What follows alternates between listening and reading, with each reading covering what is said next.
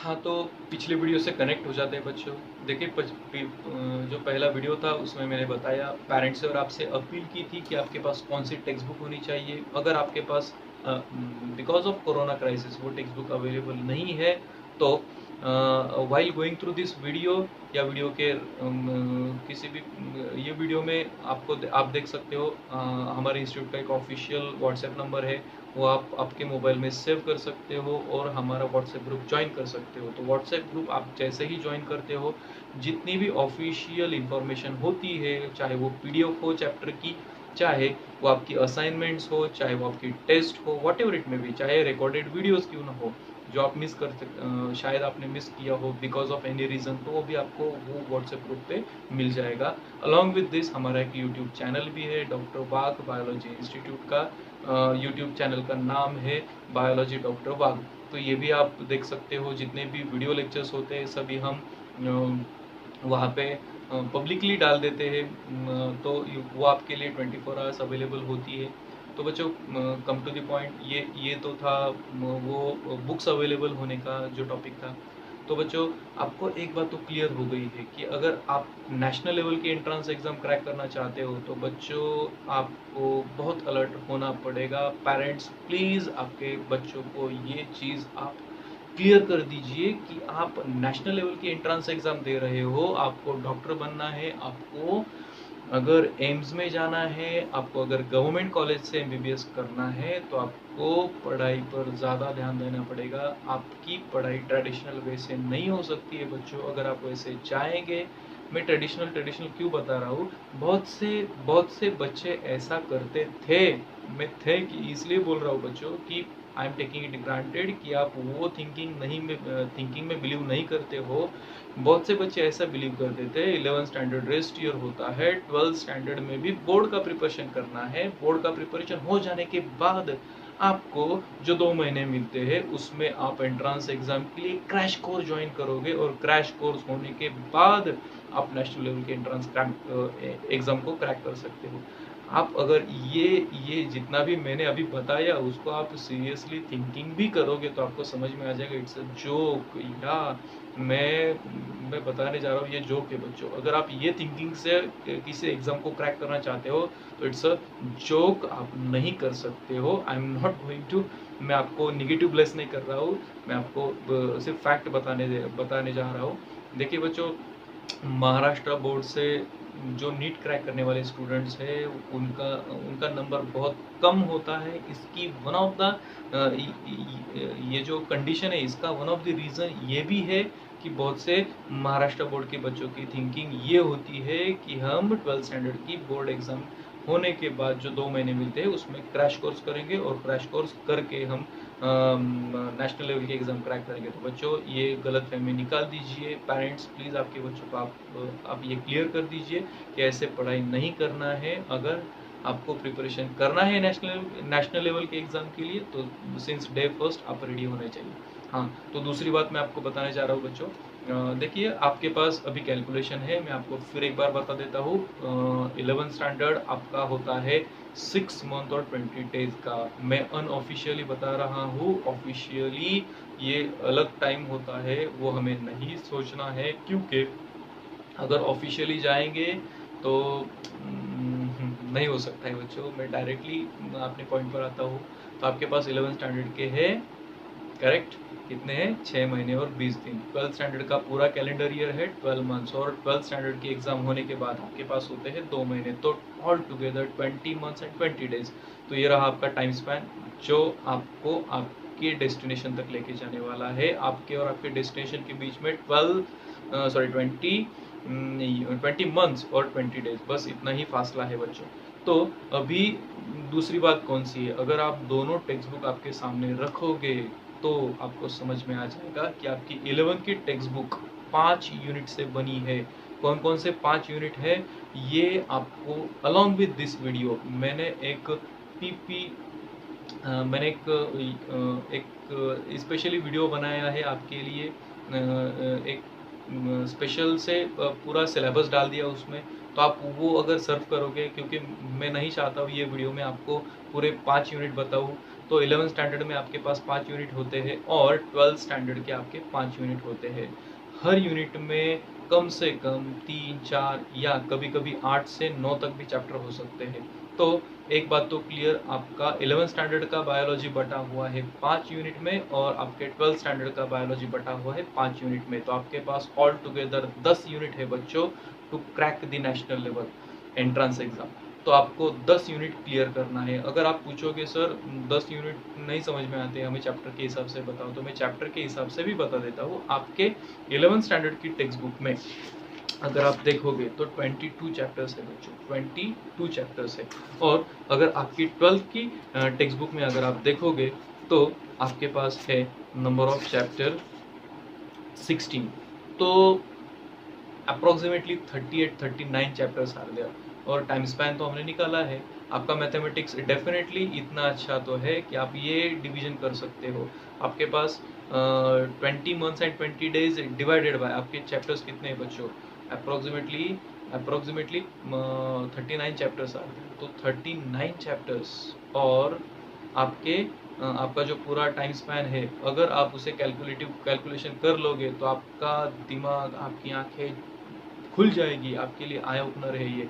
क्यों? अरे बच्चों, आप कैलकुलेशन करो, आपको समझ में आ जाएगा कि एक चैप्टर के लिए आपको हार्डली 10 से 15 दिन मिलते हैं। या इट्स अ फैक्ट, मैं जोक नहीं कर रहा हूँ, जोक नहीं करना चाहिए एजुकेशन में। मैं आपको क्लियरली बता देना चाहता हूँ कि आपको एक चैप्टर अगर आप 10 मई से भी प्रिपरेशन शुरू करते हो तो आपकी एंट्रेंस एग्जाम तक आपको एक चैप्टर को कंप्लीट करने के लिए सिर्फ 15 दिन मिलते हैं। अगर आप ये बात समझ सकते हो तो आपको समझ में आ जाएगा कि हमारी जो ट्रेडिशनल थिंकिंग थी वो बिल्कुल भी गलत थी, उससे हमें कुछ हासिल नहीं होने वाला है। तो नई राहें हमें ये करनी चाहिए, उन पर बढ़ना चाहिए, नई सोच रखनी चाहिए। यही हमारा डॉक्टर बाग बायोलॉजी इंस्टीट्यूट का काम है, बच्चों को ये क्लियर कर देना कि आप कहाँ पे गलत हो, ताकि बहुत से बच्चे बिफोर प्रिवेंटिव वे में वो चीज़ें ना करें और उनका करियर अच्छा रहे। तो dear parents and students, I hope मेरा जो ये वीडियो का जो पहला इंटेंशन था वो शायद आप समझ चुके हो कि आपको अगर 11th स्टैंडर्ड में बायोलॉजी में करियर करना है तो आपको एक बात तो क्लियर है कि सिंस 10th ऑफ में आपको सीरियस होना है बच्चों। सीरियस मतलब आपको हॉस्पिटल में एडमिट नहीं होना है, आपको पढ़ाई में सीरियस होना है टिल आपकी जो एंट्रेंस एग्जाम है उस तब तक। तो जितना भी स्पैन है मैंने आपको बता दिया, टोटल नंबर ऑफ चैप्टर आपको बता दिए। अलॉन्ग विद दिस वीडियो मैंने आपको प्रॉमिस किया कि अलॉन्ग विद दिस वीडियो आप वीडियो में डिस्प्ले होता हुआ देख सकते हो कि हमारा एक ऑफिशियल व्हाट्सएप का नंबर है। आप उसे व्हाट्सएप के थ्रू, एक लिंक के थ्रू या यूट्यूब के थ्रू आप हमसे कनेक्ट हो सकते हो। As soon as you will get connected to that WhatsApp group, हम आपको बची हुई पूरी इन्फॉर्मेशन भेज देंगे, क्योंकि सभी इन्फॉर्मेशन रीड करना और एक वीडियो बनाना इट्स नेक्स्ट टू इम्पॉसिबल, या आपका समय भी ज़ाया हो सकता है उसमें। तो मैं वो जो 10 यूनिट है वो आपको वीडियो के ज़रिए डेफिनेटली नहीं एक्सप्लेन करूँगा, उसके लिए मैंने सेपरेट से PDF फॉर्म में आपको अवेलेबल कर दिया है, PPT भी बनाई है उसके लिए।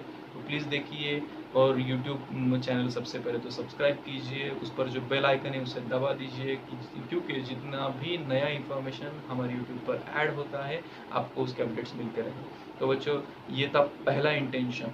मैं आपका ज़्यादा समय नहीं लेने वाला हूँ, फिर भी आपको क्लियर कर देता हूँ कि ये वीडियो आपके करियर के लिए बहुत ज़रूरी है, बहुत ज़रूरी है। तो ये था पहला इंटेंशन। दूसरा इंटेंशन बहुत ही शॉर्ट में मैं आपको एक्सप्लेन करूँगा बच्चों। देखिए, डॉक्टर वाघ बायोलॉजी इंस्टीट्यूट क्यों के बहुत सारे FAQs में ये क्वेश्चन भी आता है कि सर हम आपका इंस्टीट्यूट क्यों ज्वाइन करें। हमारे पास नासिक में, हमारे पास पूना में, हमारे पास मुंबई में इतने सारे ऑप्शन है, हम कोटा जा सकते हैं, हम लातूर जा सकते हैं, वगैरह वगैरह वगैरह। There are so many things, there are so many options available to you. और आज के दौर में, जो कोरोना क्राइसिस के दौर में, आपके पास तो वर्चुअल फॉर्म में बहुत सारे ऑप्शन है बच्चों। तो मैं आपको क्लियर कर देना चाहता हूँ why you need to join doctor Wagh biology institute. तो सबसे पहली बात, जो पढ़ाने वाला आदमी है वो खुद डॉक्टर है। I had gone through NEET UG and NET PG। तो दोनों मैंने क्रैक की है। ये मैं खुद को बढ़ा चढ़ा के नहीं बताने वाला हूँ, लेकिन एक बात होती है बच्चों की, हमारे मेडिकल फील्ड में एक बात बोलते हैं कि अगर मुझे मुझे किसी पेशेंट को दिखाना है, वो क्रिटिकल है किसी पर्टिकुलर पार्ट में, तो शायद आपको भी पता होगा, अगर किसी किडनी के पेशेंट को मुझे ट्रीट करना है तो मैं किडनी का स्पेशलिस्ट देखता हूँ, उसका एजुकेशन देखता हूँ।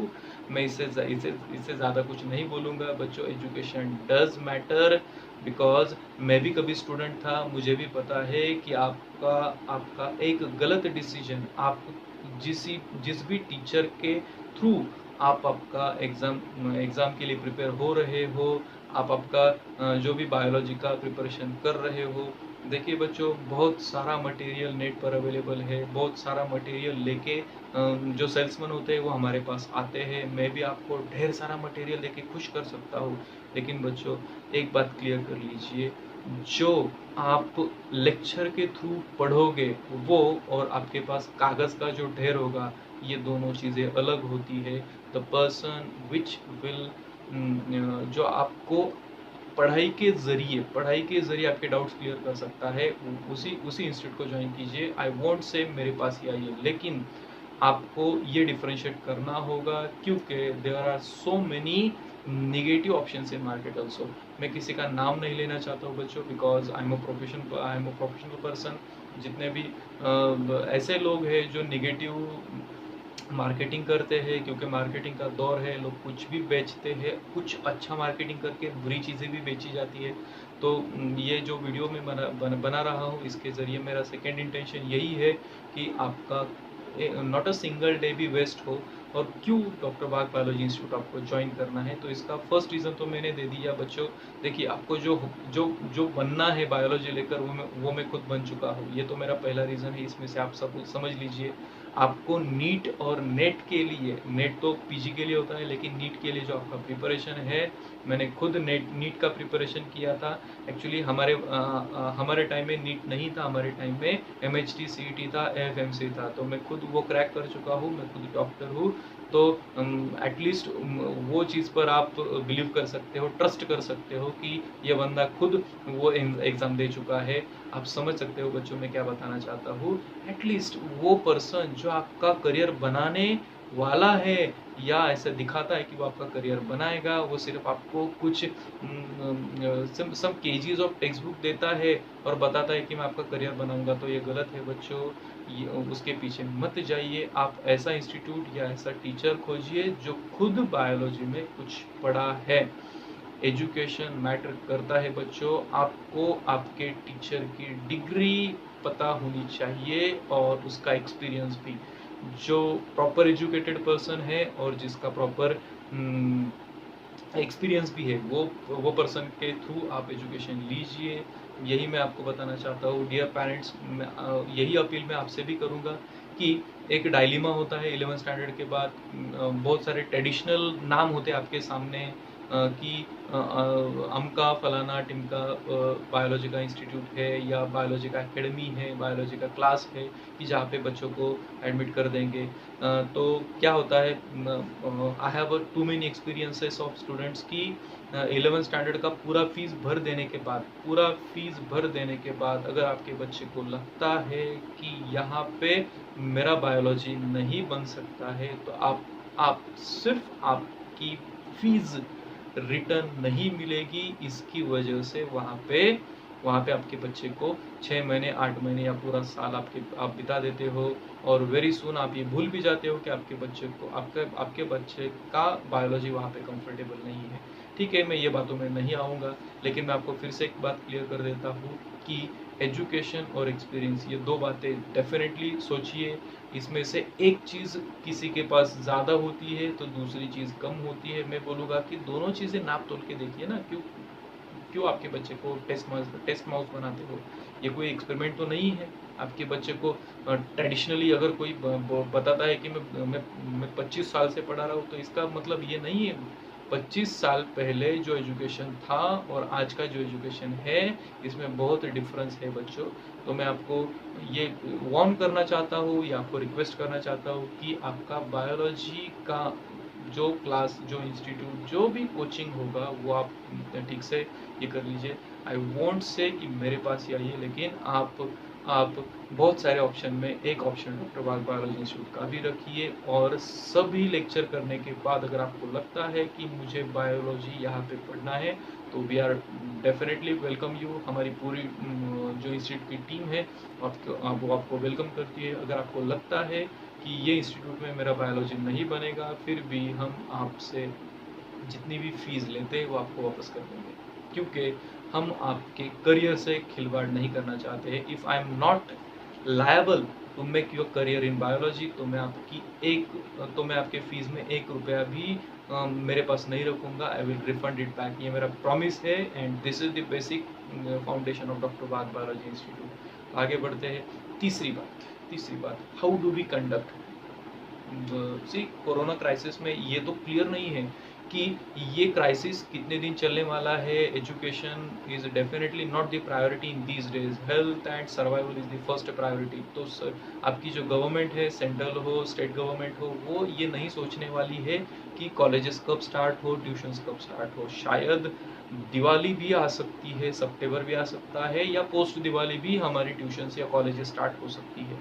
तो तब तक का टाइम आपको सेव करना है। मैंने ऑलरेडी आपको कैलकुलेशंस बता दिए हैं कि अगर आपको फोकस करना है, अगर आपको करियर करना है, तो आपको ये कोरोना क्राइसिस का हर एक second since 10th of May से आगे एटलीस्ट आप कर सकते हो, तो उसे यूटिलाइज करना है।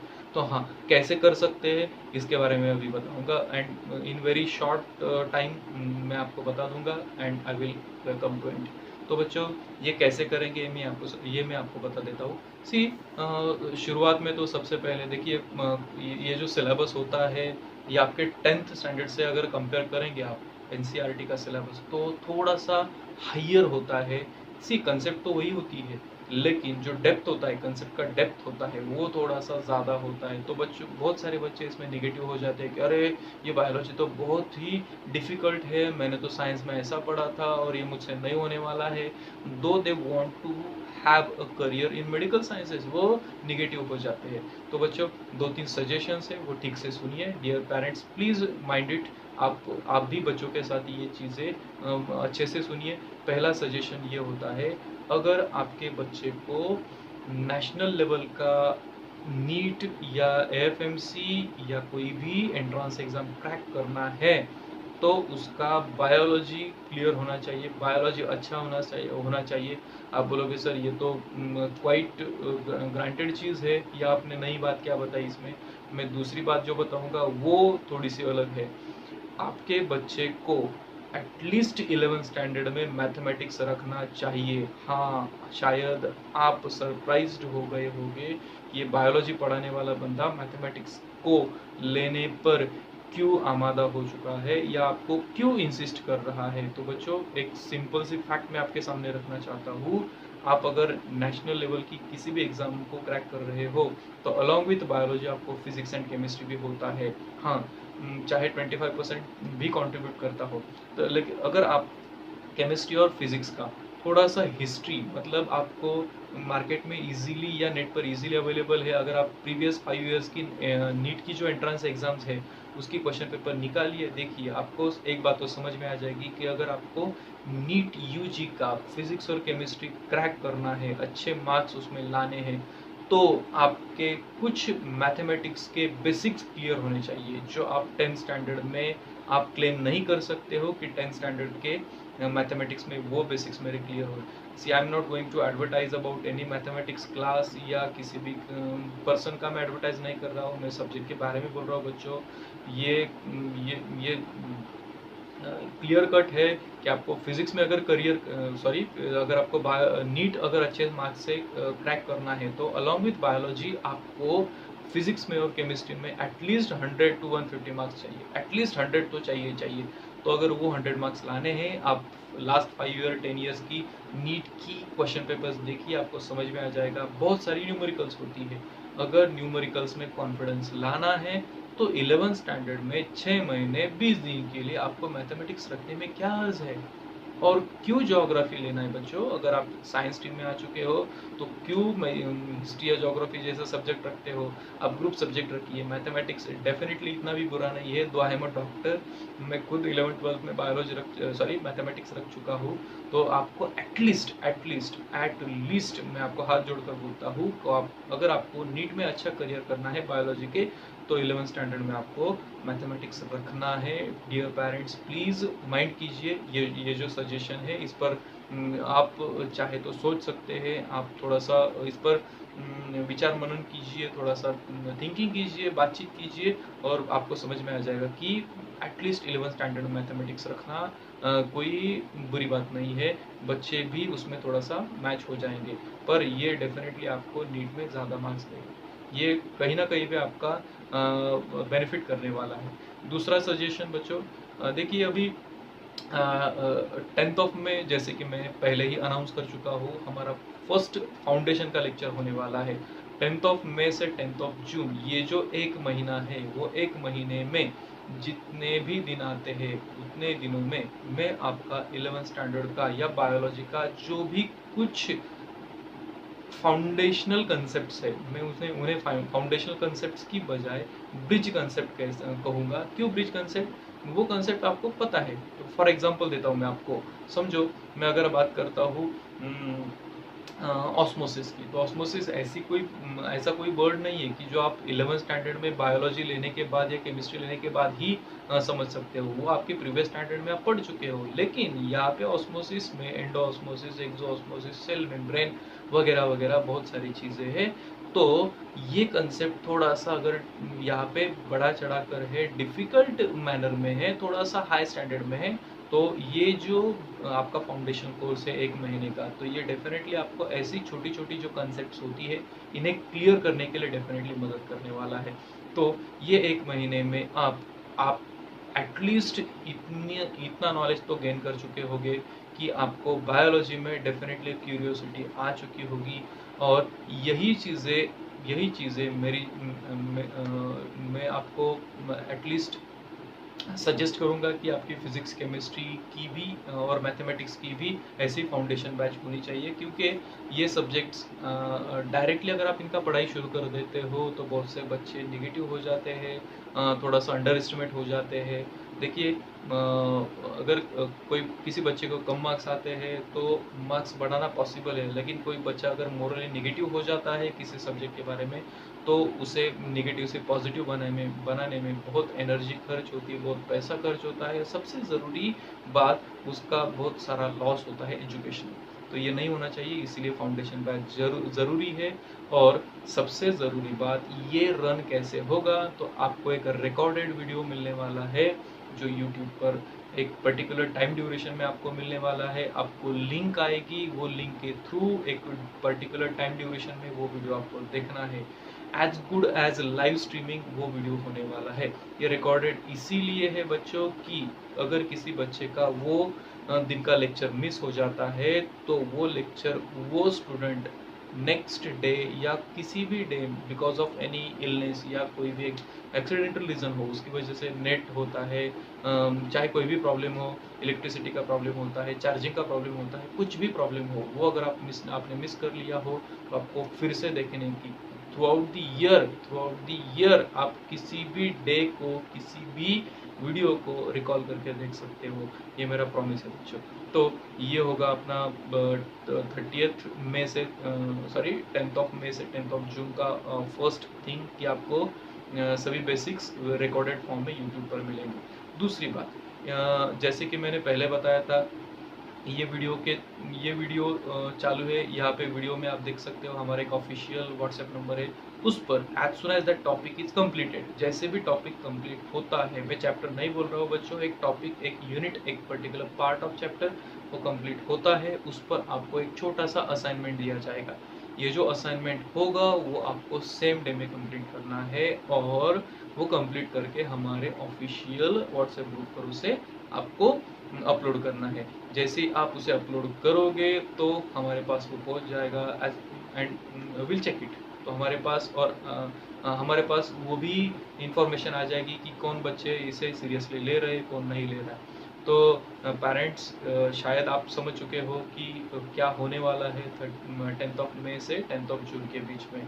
तो आपके बच्चे की एक भी असाइनमेंट नहीं छूटनी चाहिए, प्लीज़ सुपरवाइज कीजिए। ऐसे भी हम घर पर ही है और बच्चे का करियर भी बनाना है, तो क्यों ना थोड़ा सा हम भी इनिशिएटिव लेते हैं। टीचर्स तो करेंगे ही करेंगे डेफिनेटली, पर अगर आप थोड़ा सा सुपरवाइज कर लेंगे तो बच्चों को भी अच्छा लगता है। और अगर उनकी पढ़ाई में थोड़ा सा कहीं लेजीनेस आ जाता है, बच्चे कभी कभी ऐसे बोलते हैं जाने दो, असाइनमेंट क्यों करना है, वीडियो लेक्चर तो देख लिया, तो वो भी चीज़ उसमें कवर हो जाएगी। तो प्लीज़ मेरा आपसे अनुरोध है, मैं आपको रिक्वेस्ट करता हूँ कि प्लीज़ आप थोड़ा सा सुपरवाइज कीजिए एक बार।